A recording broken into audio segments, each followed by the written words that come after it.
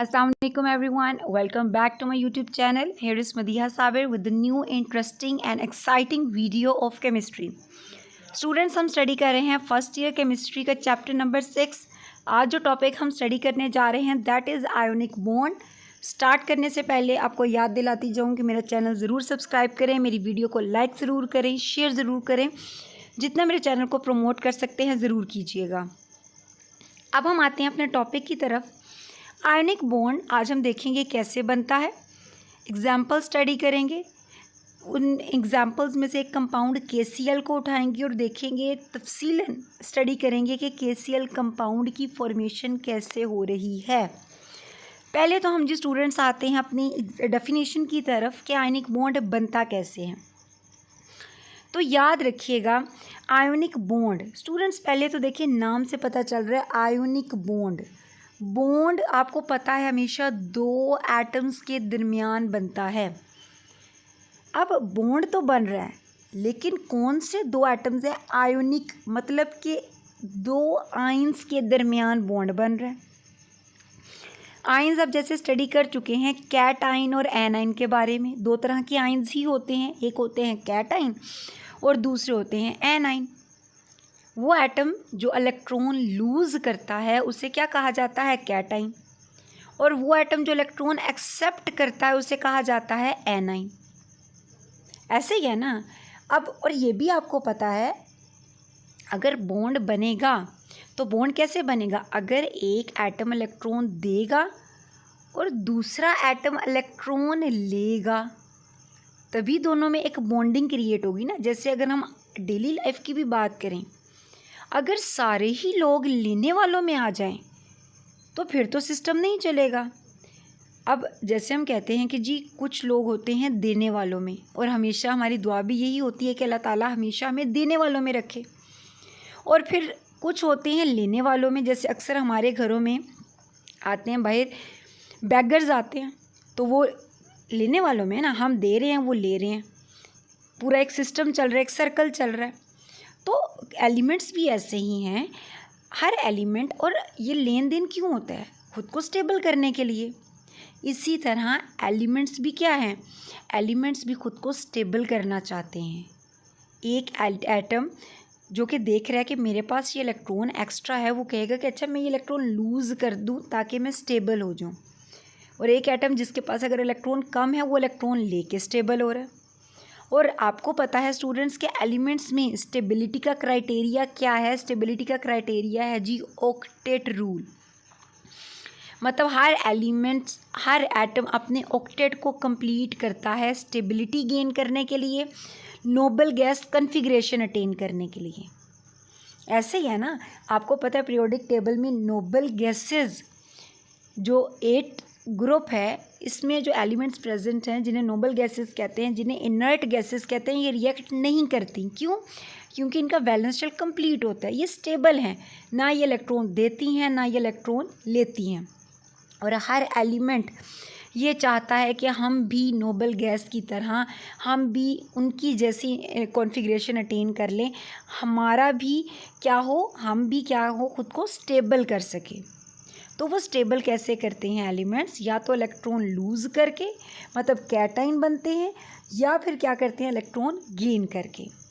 तो इसका मतलब ये हुआ स्टूडेंट्स कि आयोनिक बॉन्ड कैसे बनता है, by complete transfer of electron और इलेक्ट्रॉन्स।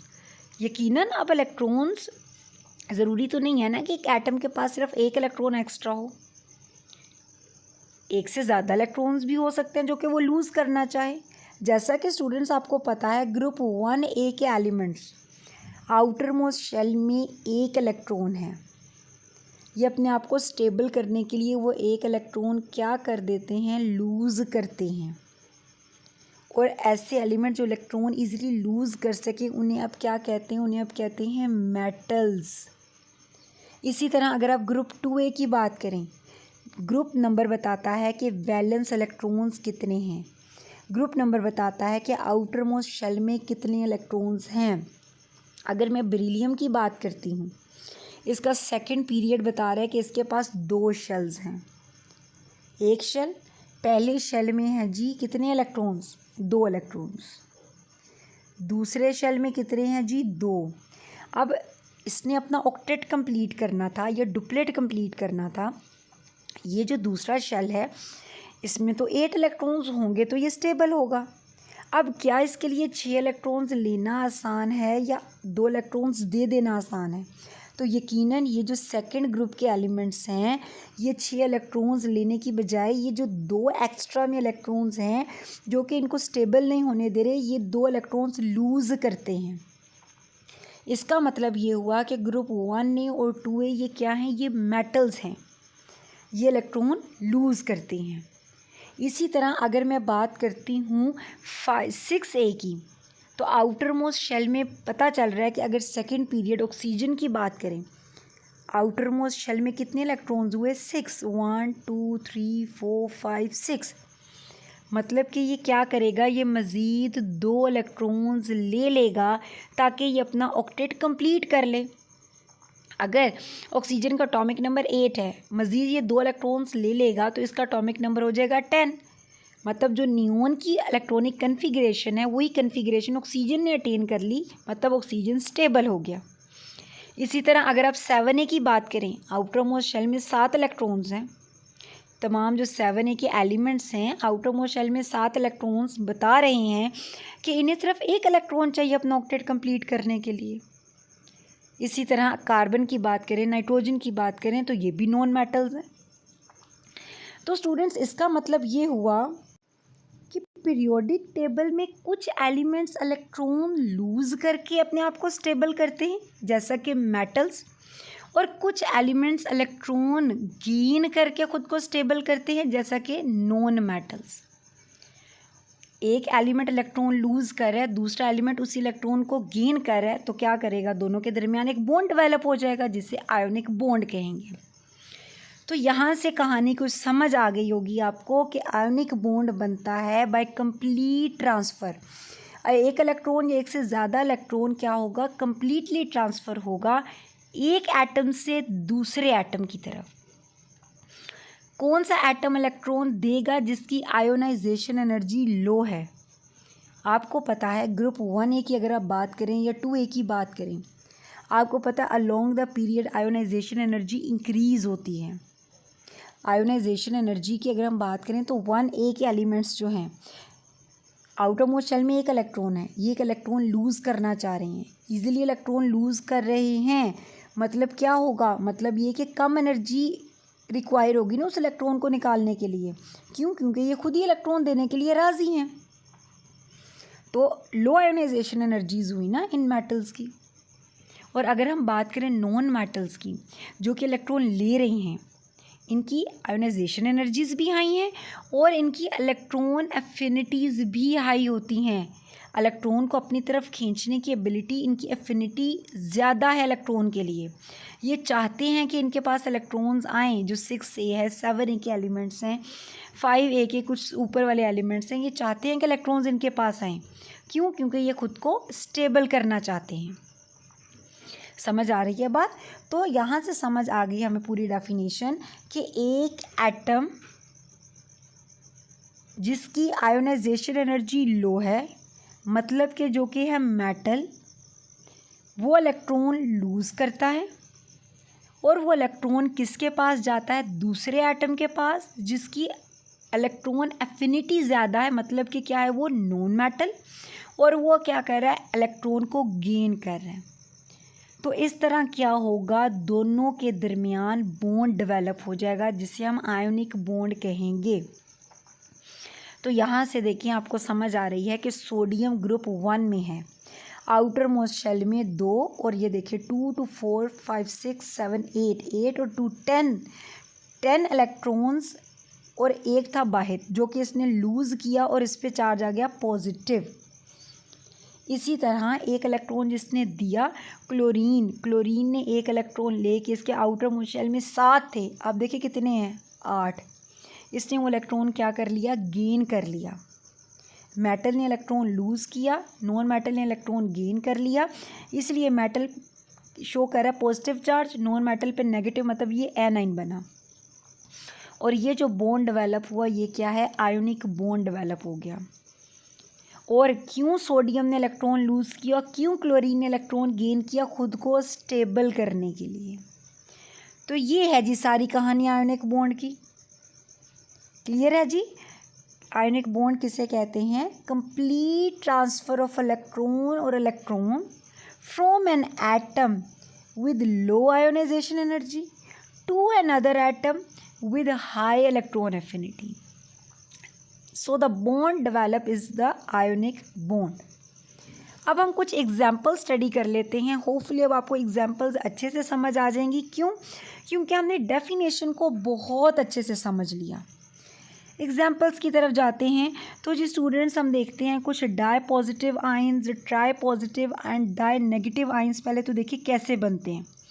आयंस बनेंगे तो उनके दरमियान फिर बॉन्ड बनेगा ना, जो कि जिसे हम आयोनिक बॉन्ड का नाम दे रहे हैं। तो जी कैल्शियम है, ग्रुप 2 में है। कैल्शियम की ये इलेक्ट्रॉनिक कन्फिग्रेशन बताई गई है। कैल्शियम का एटॉमिक नंबर क्या है जी? 20। ग्रुप 2 में मतलब कि आउटर मोस्ट शेल में है जी 2 इलेक्ट्रॉन्स, जो कि ये क्या कर रहा है? लूज़ कर रहा है। और कैल्शियम क्या आ रहा है? Ca2 positive. ठीक है, ये देखिए इसने आर्गोन मतलब नोबल गैस की इलेक्ट्रॉनिक कन्फिग्रेशन अटेन कर ली, खुद को स्टेबल कर लिया।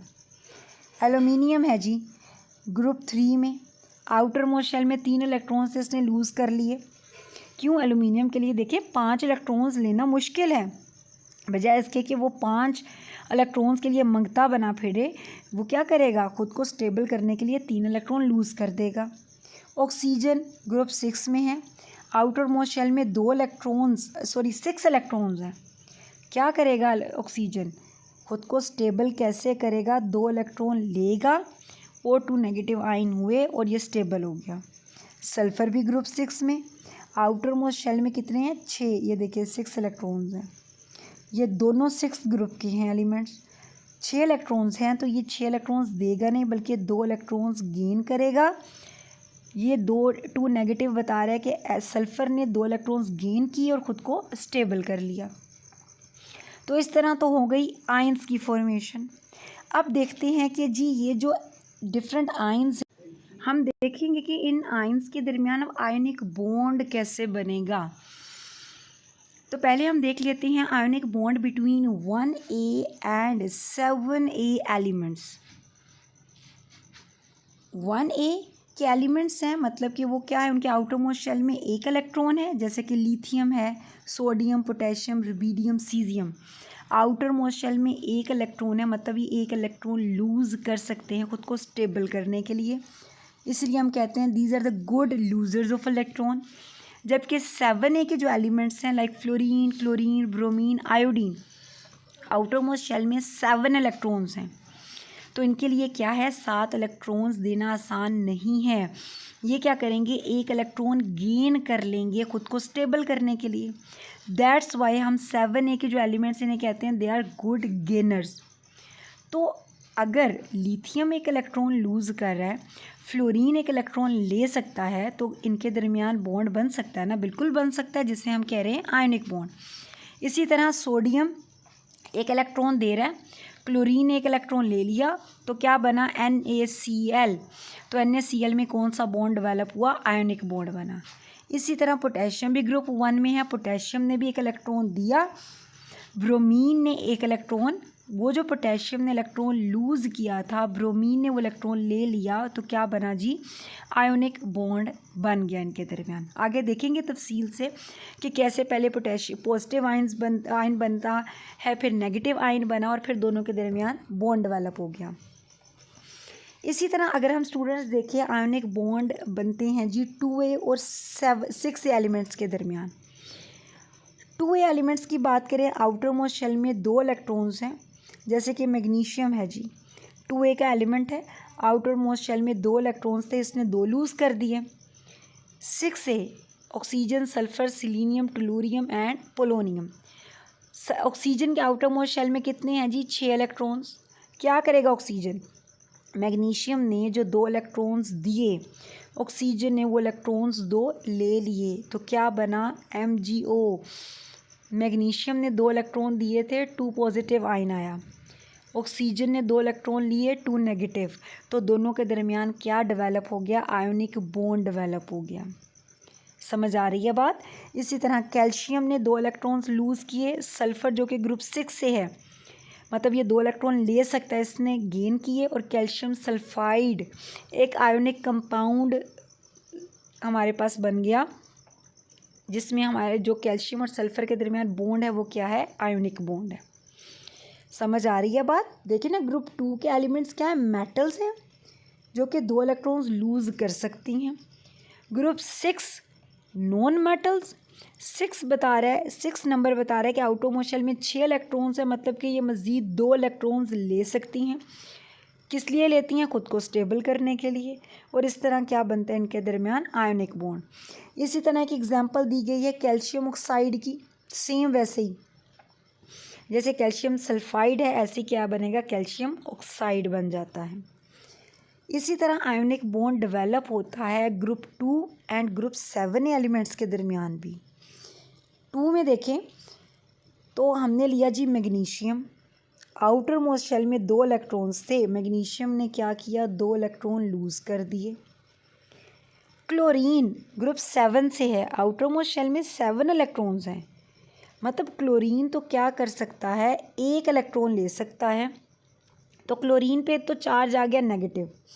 देखिए मैग्नीशियम ने क्या किया? 2 इलेक्ट्रॉन लूज़ किए, मैग्नीशियम पे चार्ज है 2 पॉजिटिव। अब 1 electron chlorine at a time 1 electron gain कर सकता है, तो दूसरा इलेक्ट्रॉन कौन गेन करेगा? दूसरा क्लोरीन। तो इसका मतलब ये हुआ कि 1 मैग्नीशियम 2 क्लोरीन के साथ क्या 2 क्लोराइड के साथ बॉन्ड बना के क्या बनाएगा? Magnesium chloride. समझ आ रही है बात? तो इस तरह ग्रुप 2 और ग्रुप 7 के एलिमेंट्स के दरमियान भी आयोनिक बॉन्ड डेवलप होता है। अब आ जाते हैं हम जी एक कंपाउंड की फॉर्मेशन की तरफ कि आयोनिक कंपाउंड बनता कैसे है। तो हमने एग्जांपल ले ली KCl पोटेशियम क्लोराइड की। अब इसमें सबसे पहले देखिए पोटेशियम की इलेक्ट्रॉनिक कन्फिग्रेशन हमें पता है, एटॉमिक नंबर होता है पोटेशियम का 19, 1s2 2s2 2p6 3s2 3p6 4s1। Total कितने इलेक्ट्रॉन्स हो गए? 2 2 4 6 10 12 6 ऐड करें इसमें 13 14 15 16 17 18 एंड 1 19। ये जो 4s1 है ये पोटेशियम क्या कर सकता है? इस इलेक्ट्रॉन को इजीली लूज़ कर देगा।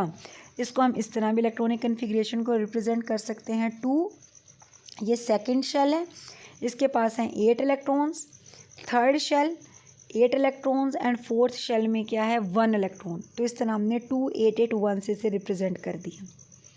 तो जी पोटेशियम में एबिलिटी है कि ये क्या कर सकता है? आउटर मोस्ट इलेक्ट्रॉन को लूज़ करके क्या बनाता है? पोटेशियम आयन बनाता है।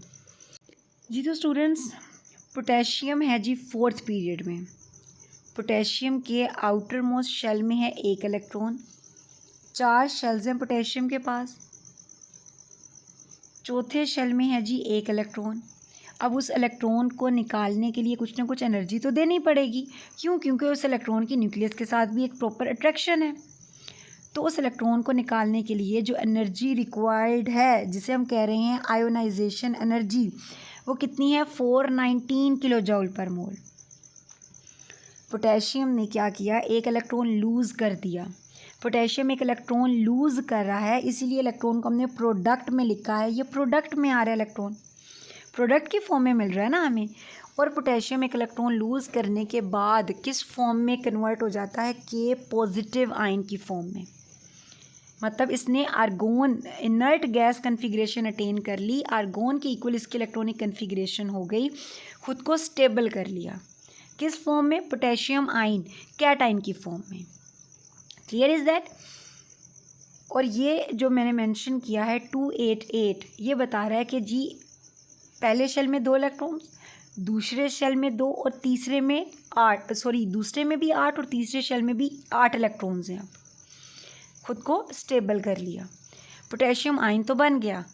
अब जो पोटेशियम ने इलेक्ट्रॉन लूज़ किया है, कोई ना कोई इसको एक्सेप्ट भी करेगा, तो कौन एक्सेप्ट कर रहा है जी? क्लोरीन प्रेजेंट है 7th ग्रुप में। आउटर मोस्ट शेल में 7 इलेक्ट्रॉन्स हैं, 2 शेल्स हैं क्लोरीन के पास। आउटर मोस्ट शेल में 7 हैं, 1 2 3 4 5 6 7 हैं, 7 इलेक्ट्रॉन्स हैं। मतलब क्या करेगा क्लोरीन? 7 इलेक्ट्रॉन्स प्रेजेंट हैं तो मज़ीद 1 इलेक्ट्रॉन लेकर अपनी वैलेंस शेल को कंप्लीट कर लेगा और ख़ुद को स्टेबल कर लेगा। तो ये इलेक्ट्रॉन कहाँ से ले रहा है? जो कि पोटेशियम ने इलेक्ट्रॉन लूज़ किया और पोटेशियम आयन बना, वो इलेक्ट्रॉन क्लोरीन एक्सेप्ट कर रहा है और क्लोराइड आयन में कन्वर्ट हो जाए। क्लोरीन ने क्या किया? इलेक्ट्रॉन एक्सेप्ट किया, इसलिए रिएक्टेंट में लिख रहे हैं हम। और क्या बना? Cl negative. और आपको पता है कि जब भी कोई इलेक्ट्रॉन एटम में वैलेंस शेल में ऐड होगा, किसी भी एटम के वैलेंस शेल में जब कोई इलेक्ट्रॉन ऐड होता है तो एनर्जी रिलीज़ होती है और उस एनर्जी को हम नाम देते हैं इलेक्ट्रॉन एफिनिटी का। इसीलिए एनर्जी देखिए क्या है? -349 किलो जॉल पर मोल एनर्जी है यहाँ पे जब क्लोराइड बन रहा है। तो ये माइनस साइन क्या शो कर रहा है? कि एनर्जी रिलीज़ हो रही है जब क्लोराइड आयन बन रहा है। क्यों एनर्जी रिलीज़ हो रही है? क्योंकि क्लोरीन में एक इलेक्ट्रॉन ऐड हो रहा है। तो देखिए इलेक्ट्रॉनिक कन्फिग्रेशन पहले क्या थी? पहले शेल में है जी 2 इलेक्ट्रॉन्स, दूसरे शेल में कितने हैं? 2s2p में 8 इलेक्ट्रॉन्स, और तीसरे शेल में कितने हैं? 7 इलेक्ट्रॉन्स। तो अब ये जो 7 थे ये किस में? ये अब हो गए 8। कब हुए? जब क्लोरीन ने एक इलेक्ट्रॉन ले लिया और क्या बन गया? Chloride ion. तो इस तरह के ने एक इलेक्ट्रॉन दिया, पोटेशियम आयन में कन्वर्ट हुआ, क्लोरीन ने एक इलेक्ट्रॉन लिया और क्लोराइड आयन बन गया। अब ये जो लेन देन हुआ ये किस तरफ जा रहा है? ये एक आयोनिक बॉन्ड डेवलप कर रहा है पोटेशियम और क्लोराइड आयन में। अब स्टूडेंट्स ये जो इलेक्ट्रॉनिक कन्फिग्रेशन का मैं बार बार जिक्र कर रही हूँ, जो हम पीरियोडिक टेबल को डिस्कस कर रहे हैं, इससे रिलेटेड वीडियोस प्रेजेंट हैं मेरे यूट्यूब चैनल पे, तो ज़रूर उन वीडियोस को देखिएगा। जो कि आपकी कन्फ्यूजन्स होंगी वो यकीनन क्लियर हो जाएंगी। तो अब पोटेशियम आयन और क्लोराइड आयंस यकीनन ये क्या ऑपोजिटली चार्ज हैं, दोनों पे नेगेटिव, एक पे पॉजिटिव चार्ज है दूसरे पे नेगेटिव चार्ज है। ये एक दूसरे के पास जब एक ने इलेक्ट्रॉन दिया दूसरा इलेक्ट्रॉन ले रहा है, अब इन दोनों में क्या होगा? Electrostatic force of attraction develop हो रही है। इलेक्ट्रॉन के लेन देन से फोर्स ऑफ अट्रैक्शन डेवलप हो रही है ना। तो क्या हुआ कि positive and Cl negative arrange themselves to form a क्रिस्टलेटिस।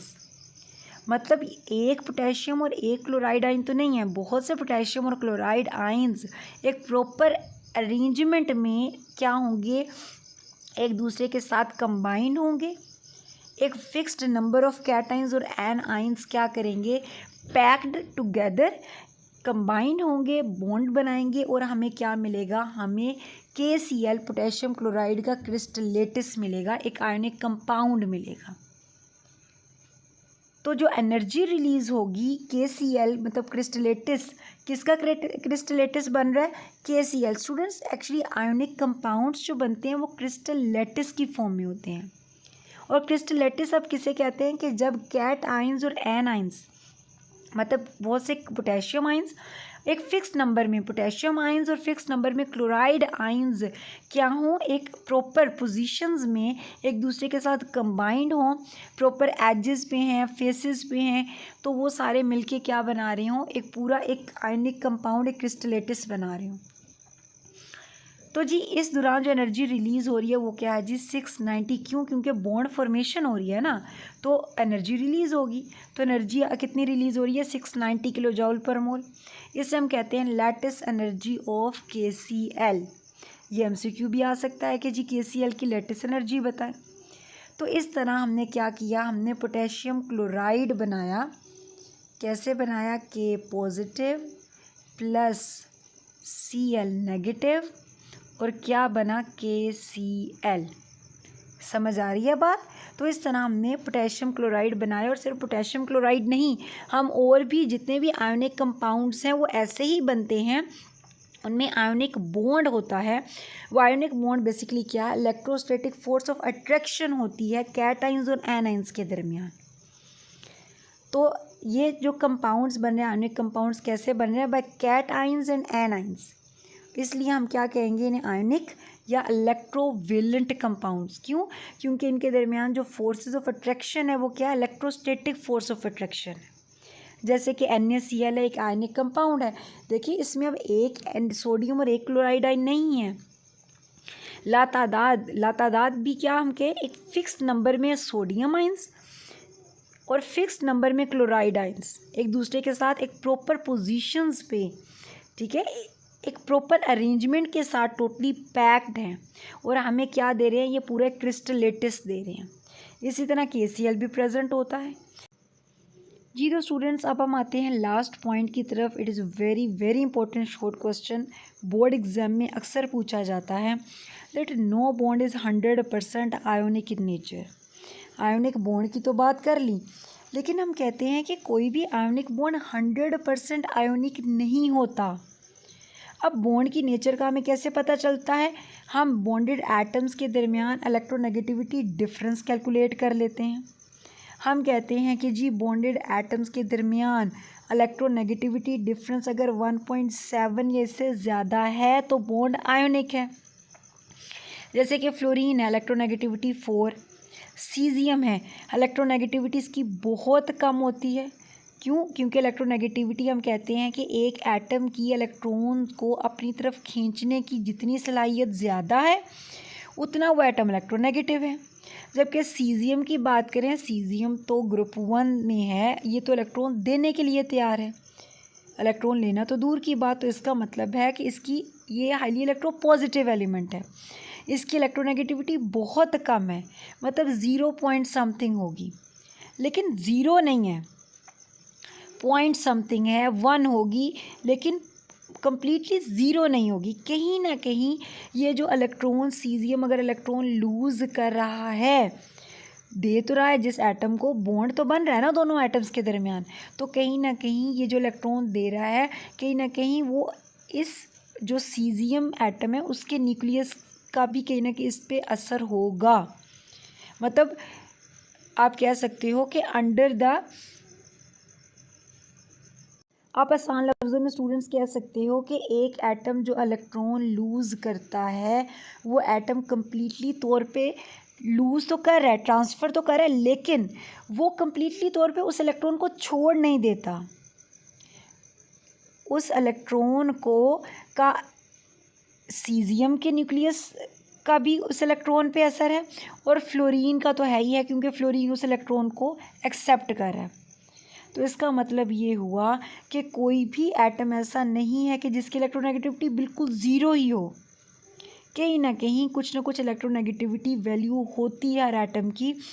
तो 100% आयोनिक कैरेक्टर तो हम कहते हैं तभी पॉसिबल है ना, अगर क्या हो, एक एटम की इलेक्ट्रोनेगेटिविटी 4 है और दूसरे एटम की 0 है, इलेक्ट्रोनेगेटिविटी डिफरेंस कितना आ जाए, 4 आ जाए, तभी होगा ना 100% आयोनिक। तो इसका मतलब ये हुआ कि कोई भी एटम ऐसा नहीं है जिसकी इलेक्ट्रोनेगेटिविटी 0 हो। और क्या होता है, जब दो एटम्स के दरमियान बॉन्ड बनता है तो इलेक्ट्रॉन, और कौन सा बॉन्ड बन रहा है, आयोनिक बॉन्ड बन रहा है, तो इलेक्ट्रॉन ट्रांसफ़र तो हो रहा है, लेकिन कहीं ना कहीं क्या होता है, इसमें कोवलेंट करैक्टर भी होता है, मतलब इलेक्ट्रॉन शेयरिंग इन्वॉल्व होती है उस बॉन्ड में। मतलब ए ने जो इलेक्ट्रॉन लूज़ किया है वो electron under the influence of nucleus B and as well as under the influence of nucleus A भी रहेगा। ठीक है, ए ने इलेक्ट्रॉन लूज़ तो कर दिया, लेकिन क्योंकि वो इलेक्ट्रॉन क्या कर रहा है, मतलब ये देखिए ना बॉन्ड बन रहा है ना ए और बी के दरमियान, तो ये जो बॉन्डेड इलेक्ट्रॉन है ये अंडर द इन्फ्लुएंस ऑफ ए रहेगा, मतलब कि कहीं ना कहीं कोवलेंट करैक्टर होता है ए बी के दरमियान।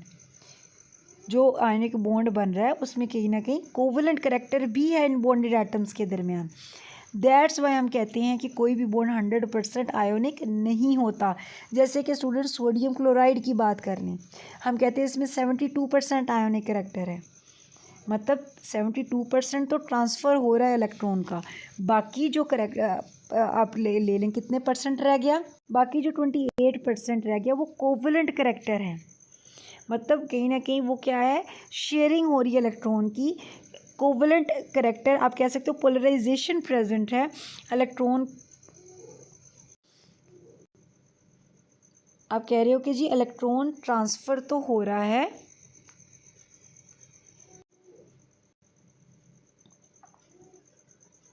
सोडियम क्लोराइड के दरमियान इलेक्ट्रॉन का क्या हो रहा है, ट्रांसफ़र तो हो रहा है, लेकिन कहीं ना कहीं वो इलेक्ट्रॉन क्या है, under the influence of sodium nucleus as well as under the influence of chlorine. मतलब कि शेयरिंग करैक्टर भी प्रेजेंट है, जो कि कितना 28%।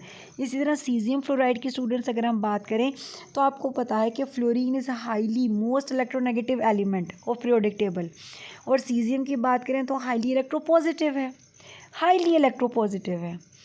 मतलब सीजियम तैयार है इलेक्ट्रॉन लूज़ करने के लिए, फ्लोरीन तैयार है इलेक्ट्रॉन एक्सेप्ट करने के लिए।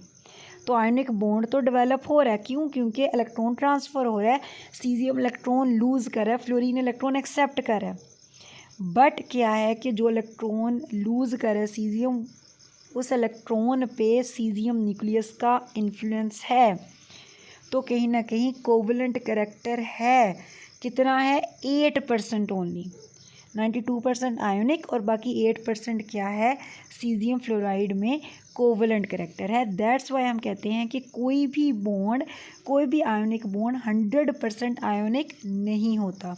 सो स्टूडेंट्स, होपफुली आपको आज का पूरा टॉपिक क्लियर हो गया होगा। आज हमने आयोनिक बॉन्ड को स्टडी किया, हमने देखा कैसे आयोनिक कंपाउंड्स बनते हैं, और हमने देखा कि कोई भी आयोनिक बॉन्ड 100% आयोनिक नहीं होता। So student, this was all about today's topic. उम्मीद है आपको अच्छे से समझ आ गया होगा। कोई कन्फ्यूजन हो, कोई सजेशन हो, ज़रूर कमेंट बॉक्स में कमेंट कीजिएगा। मेरी वीडियो को ज़रूर लाइक करें, शेयर ज़रूर करें, और चैनल सब्सक्राइब करना मत भूलें। उम्मीद है आपको ऑल टॉपिक क्लियर हो गया होगा। कोई इंशाल्लाह हाजिर होंगी एक नई वीडियो के साथ, एक नए कॉन्सेप्ट के साथ। तब तक के लिए अल्लाह हाफिज़।